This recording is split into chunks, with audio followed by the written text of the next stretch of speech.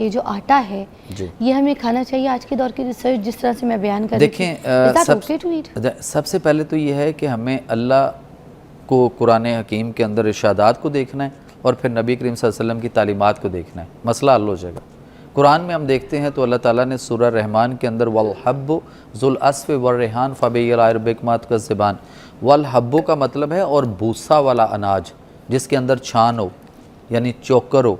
किसी दौर में ये छान समेत होता था आटा, फिर उसके बाद चाइना चक्कियाँ आईं और इस तरह से, और वो इतना आटा बारीक पीस के क्रश कर दिया कि उसके अंदर वो सारा जो फाइबर होता है या जो वो छान होता है वो सारे का सारा जला बर्न कर दिया गया और वो उल्टा कार्बन बना और हमें प्रॉब्लम करता है। एक नंबर दो, जो गंदम है हमारी वो किसी दौर में हमारी हाइट से बहुत बड़ी होती थी, इंसान उसमें खड़ा होता था, हाथ वेव करता था फुल ऊपर करके तो इतना हाथ नज़र आता था, हाइट कद्दावर होती थी गंदम, देसी गंदम जो हमारी थी।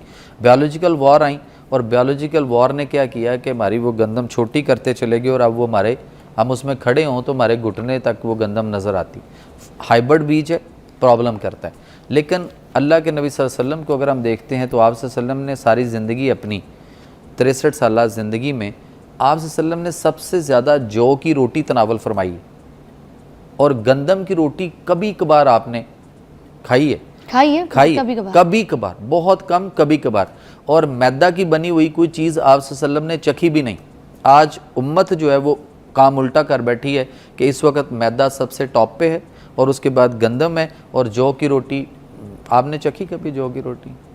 अच्छा, मैं तो जौ का आटा खाती हूँ। खाते तो बहुत कम लोग हैं जो इस वक्त जौ की रोटी जिन्होंने चखी होगी। और दूसरी बात, जो आप मल्टीग्रेन आटा की बात करते हैं तो ये बात ठीक है। पहली बात तो ये कि कुछ लोगों ने अपनी वीडियोस वायरल की, अपने आप को वायरल किया, यूट्यूबर्स टाइप हुए। अच्छा, ये वाली चीज़ें बड़ी इंपॉर्टेंट है जी, इसको मैं चाहती हूँ ज़रा लोग गौर से सुने। ब्रेक के बाद ज़रा सुनिएगा, ब्रेक के बाद। हाय अल्लाह, बड़ी सारी बातें पता चली हैं और ऐसी पता चली हैं जो मुझे समझ ही नहीं आ रही है उसकी कहानी सर पैर सुने। मैं चाहती हूँ कि आपको भी पता चले। बड़े डिफरेंट टॉपिक पे हम बात कर रहे थे मगर है वही ये सारी जो हम ग़िज़ा खाते हैं ना, इसके ऊपर। मगर मैं आपसे एक सवाल करना चाहूँगी कि जो मल्टीग्रेन आटा है सर, ठीक है, अब मल्टीग्रेन आटे को उसकी अगर हमने कोई एक रोटी बना ली है मल्टीग्रेन आटे की, ठीक है, उसको हम खा रहे हैं दाल के साथ ही। अब अगर हमने कोई चावल उबाल लिए हैं तो उसको भी हम दालों के साथ खा रहे हैं, मतलब ये है तो कार्ब्स ही ना, एक कार्ब्स को कार्ब्स के साथ ही खा रहे हैं। तो ये सही है क्या जो हम दाल चावल का एक कॉम्बो खाते हैं? देखें, पहली बात तो ये है कि इस वक्त जो चावल है आपका जितना भी मार्केट में, ये सारे का सारा इस वक्त आर्सेनिक इसके अंदर बहुत ज़्यादा आ चुका हुआ है और वही ये वो आर्सेनिक है जो आपके ब्रायलर मुर्गी के अंदर भी आर्सेनिक है जो कैंसर कॉज करता है और वही आर्सेनिक चावल में आ चुका हुआ है, पहली बात।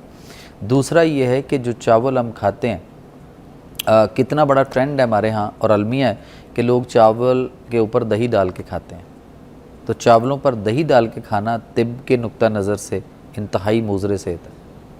और दूसरा, जब आप दही खाएंगे तो उसके साथ मूली, खीरा, टमाटर, प्याज, बंद गोभी उसके साथ खाना गलत है। तो ये सैलेड बनाने के लिए दही के अंदर सारा हम ये सारा कुछ उसमें डाल के हम उसके डाल के उसके अंदर वो जो रायता बनाते हैं, हाँ, मिक्स सब्जी का, ये हो गया गलत। और फिर इसको हम डालते हैं चावलों के ऊपर तो और ज़्यादा गलत हो गया। तो फिर बीमारियां ना आए तो क्या हो। दूसरी बात आ गई कि जो मल्टीग्रेन आटा है, ये जिन लोगों ने वो शुरू किया ना, एक मार्केटिंग मुहिम लेकर आए और उन्होंने अपना यूट्यूबर बने, अपने आप को पहले वायरल किया, फिर उन्होंने अपनी प्रोडक्ट्स निकाल ली। मैं नाम नहीं लेता, सब दुनिया उनको जानती है। आप उनसे किसी से पूछ लें आपके पास ग़िज़ा की डिग्री कौन सी है, आपने ग़िज़ा पढ़ी? ये बहुत बड़ा अलमिया है पाकिस्तान समेत पूरी दुनिया में। एलोपैथिक डॉक्टर्स जहाँ जहाँ भी मेडिकल कॉलेजेस हैं, यूनिवर्सिटीज़ हैं, हेल्थ साइंसेज यूनिवर्सिटी हैं, किसी में ग़िज़ा की कोई किताब नहीं पढ़ाई जाती। तो सर ये कौन इस तरह की बकवास करता है, कौन बोलता है? हाँ, कौन करता है? जिसने पैसा कमाना है। अब मल्टीग्रेन आटा, सोशल मीडिया पे इस तरह की बातें करते हैं, जाहिर है वही करेगा। और बातें क्या करते हैं कि वो कहते हैं जी हमने मल्टीग्रेन आटा लें और मल्टीग्रेन आटा हमने बना लिया, हमारा ब्रांड बन गया, आप ये ले लें। अच्छा, उनका अपना ब्रांड बना लिया इस वजह से। देखें, अगर तो सर ये तो वही बात है ना, अपना ब्रांड बेचने के लिए आप लोगों को पहले उल्लू बनाते हैं, कहानी बनाते हैं, उसके बाद अपना ब्रांड लॉन्च कर लेते हैं। That is not nice। बिल्कुल जाहिर है, सिर्फ वही बात मैंने की, दुकान नहीं चमकानी है। हाँ, अब देखें कि अगर मल्टीग्रेन कोई चीज़ होती या हो सकती होती तो पहली बात है कि क्या अल्लाह जो है वो कोई मल्टीग्रेन बीज पैदा नहीं कर सकता था? कादर मुतलक है ना, खाल के कायनात है, वो ज़्यादा बेहतर जानता है, पहली बात। और नंबर 2, क्या अल्लाह के नबी सल्लल्लाहु अलैहि वसल्लम ने जिन्होंने तिब्ब नबवी की बुनियाद रखी, और आज भी हम तिब्ब नबवी पे जाएंगे तो आप यकीन करें नज़ला ज़ुकाम से कैंसर तक आपकी तमाम बीमारियों का इलाज मुमकिन है, हो सकता है। वो तिब्ब नबवी का जो खालिक है, वो नबी आखिरुज़्ज़मा, वो जौ की रोटी सिर्फ तनावल फरमाते हैं, वो उसके साथ और कोई अनाज उस दौर में जो भी था वो सारा मिक्स नहीं कर सकते थे। अल्लाह के नबी सल्लल्लाहु अलैहि वसल्लम ने फरमाया, हदीसें मौजूद हैं, एक वक्त में एक सालन, यानी just a single dish, one dish. साहबा ने अर्ज़ की, या रसूल सल्लम आप को इजाज़त दे दीजिए, कोई और कभी त्यौहार गमी खुशी कोई ऐसा कोई दिन ईद ऐसा कोई, तो थोड़ा सा इजाज़त फरमा दे। आपने फरमाया 2, फिर आपने फरमाया 3, यानी 3 सालन या 3 डिशेस, फिर आपने फरमाया इसके बाद इसराफ, इसके बाद नहीं।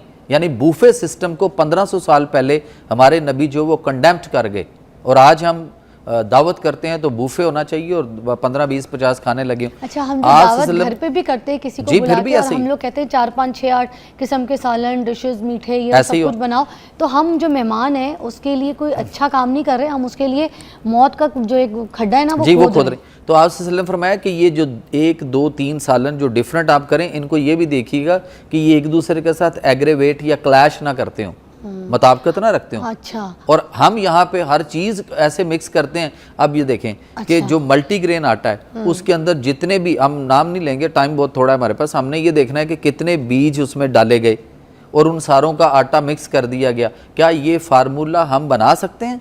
क्या हम ऐसा कर सकते हैं? कौम जो है ना वो एक माइंड सेट देखती है, वो कहती है जी मेरे पास पेशेंट आते हैं, वो कहते हैं हम तो मल्टीग्रेन आटा खा रहे हैं। मैं कहा जी फिर ठीक हुए, क्या हुआ, उससे हासिल क्या हुआ? तो एक ट्रेंड है, अगर मल्टीग्रेन है तो वो सारी चीज़ें अब एक साथ करेंगे तो इनके डिफरेंट मिजाज हैं, किसी का मिजाज सर्द है, किसी का गर्म है, किसी का खुश्क है, किसी का तर है, तो आप इन सारी चीज़ों को इकट्ठा करेंगे तो मल्टीग्रेन आपके लिए हार्मफुल होगा। जौ की रोटी खाते हैं? जौ की रोटी बहुत और अच्छी, आपको बिल्कुल सही लगती है, कहते हैं आपके अगर सब पूरी दुनिया अगर ये जौ का आटा खाए तो फिर ये हम शुगर और ये ब्लड प्रेशर, हाइपरटेंशन और दूसरी बीमारियां जो है अपने जिस्म के अंदर नई नई पैदा नहीं करेंगे, विल बी बैलेंस। लाइक जैसे नबी पाक सल्लल्लाहु अलैहि वसल्लम जौ की रोटी खाते थे, अगर हम भी तिब्बे नबी पे आ जाएं तो हमारी लाइफ जो है ना बैलेंस हो जाएगी। यू रेकमेंड जौ की रोटी? अल्लाह के नबी सल्लल्लाहु अलैहि वसल्लम का एक बड़ा खूबसूरत ट्रैक है, मैं उसको एक प्रोजेक्ट के तौर पे इस वक्त पूरी दुनिया में मैं 37 मुल्कों में इसको चला रहा हूँ। पाकिस्तान में गवर्नमेंट डिपार्टमेंट में, पुलिस डिपार्टमेंट जितना है पूरे पाकिस्तान में, मैं उनको जाकर ट्रेनिंग दे रहा हूँ। अच्छा। 2 घंटे का वो हमारा सेशन है। मेरा वो प्रोजेक्ट का नाम है कि बैक टू नेचर, और थीम उसका ये है कि nature your future road map for life Allah's health system according to Quran. और मेरा वो जो प्रोजेक्ट है अगर उसको हम अंडरस्टैंड करें और कौम उसको समझे और उस पर 1 साल सिर्फ अमल करे तो आपके पाकिस्तान का जो हेल्थ का बजट है गवर्नमेंट का, वो मिनिमम जो है वो 1 साल के अंदर 80% जो है वो विल बी रिड्यूस्ड, कम हो सकता है। बीमारियां घरों से ख़त्म हो सकती हैं। अल्लाह ने इतना खूबसूरत ट्रैक दिया है, अल्लाह ने इंसान को बेयारो मददगार भेजा है यहाँ पे। हमारे पुलिस डिपार्टमेंट में तो सबसे ज़्यादा ओबेसिटी देखने को मिलती है। मैं तो बहुत मुश्किल से देखती हूँ कोई स्लिम स्मार्ट कोई पुलिस वाले हों। जितनी जो भी पुलिस डिपार्टमेंट में के लोग हैं तो इसी तरह मुख्तलिफ जिनको देखती हूँ तो मैं सबसे ज़्यादा उनका पेट भी बाहर होता है। इसी तरह मुख्तलिफ स्कूल कॉलेज यूनिवर्सिटी में करवा रहे हैं। मैं पीछे वेस्ट अफ्रीका के प्रेसिडेंट की इन्विटेशन पे एज अ स्टेट गेस्ट उनके प्राइम मिनिस्टर मुझे मिलना चाहते थे, हालांकि मैं एक छोटा सा अदना सा बंदा हूँ। उन्होंने कहा जी हमारे प्राइम मिनिस्टर मिलना चाहते हैं, तो मैं एज अ स्टेट गेस्ट उनके 16 मुल्क विजिट करके आया हूँ और वो 16 मुल्क अटैच हुए हैं। मुझे उन्होंने एज ए एडवाइज़र लिया वहाँ पे कि जी आप हमारे साथ काम करें। तो असल ये है कि अल्लाह का निज़ाम सेहत को अगर हम फॉलो करें और फितरत और नेचर के करीब रहें। अब देखें ना, लोग देसी घी बहुत अच्छा है, लेकिन देसी घी तवे के ऊपर लगाना जुर्म है। उसको पराठा बनाना, उसके अंदर लगाना, सेकना। आप उसको चपाती बनाएं, उसको नीचे उतार लें, उसके ऊपर देसी घी जितना मर्जी लगा लें, कुछ नहीं करता। और हांडी को उसके साथ भूनना भी सही नहीं है। जब खाना पक जाए तो 1 चम्मच ऊपर डाल दो, दम रख लो। जी बिल्कुल, उस वक्त लगाएं, दम कर दें उसको। या नीचे उतार के जैसे हम साग में, या ऊपर डाल दें, जैसे हम साग में डालते हैं, दाल के तड़के पे ऊपर देसी घी खुशबू के लिए डाल देते हैं पकने के बाद। बिल्कुल